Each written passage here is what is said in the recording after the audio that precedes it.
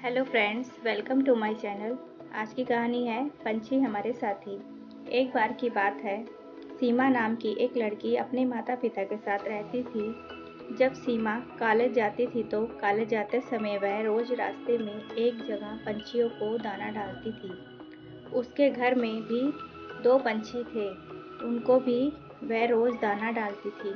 एक दिन उसको पंछियों को दाना डालने जमींदार के बेटे ने देख लिया। उसने अपने पिता से जाकर सीमा से शादी करने की इच्छा जताई।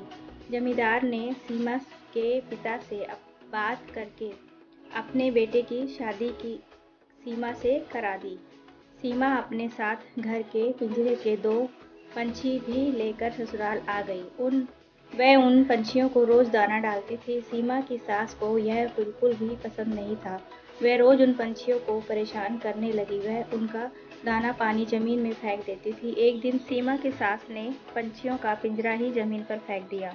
यह उसे करते हुए सीमा ने देख लिया और सास ने सीमा को ही डांट दिया।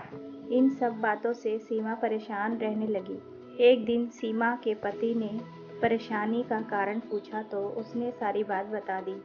उसके पति ने सीमा को पक्षियों की भलाई के लिए उनको पार्क में छोड़ने की सलाह दी। अपने पति के कहने पर सीमा ने उन दोनों पक्षियों को बाकी के पंछियों के साथ पार्क में ही छोड़ दिया। वह उनको कभी कभी दाना देने पार्क में जाती थी। अब सभी पार्क में के पंछी सीमा के अच्छे मित्र बन गए थे। पंछी अब सीमा के घर पर भी आने लगे। सीमा की सास को जब यह पता लगा तो वह गुस्सा हुई। वह सीमा को उसके मायके छोड़ने के लिए उसको साथ लेकर गई। रास्ते में कुछ चोरों ने सीमा की सास के गहने चुराने की कोशिश की। तभी सीमा के पंछियों ने आकर चोरों पर हमला किया, जिससे चोर भाग गए।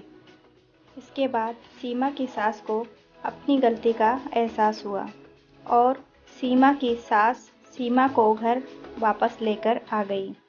अब सीमा की सास की सोच पक्षियों के प्रति बदल चुकी थी। उसने सीमा से कहा कि अब हम दोनों चिड़ियाओं को दाना देने चला करेंगे और पहले के दो पक्षियों को घर वापस लेकर आएंगे। यह बात सुनकर सीमा बहुत खुश हुई और अपनी सास के गले लग गई। दोस्तों, इस कहानी से हमें यह सीख मिलती है कि हमें जानवर और पंछियों से अच्छा व्यवहार करना चाहिए।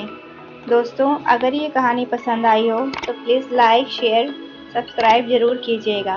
Thanks for watching my video.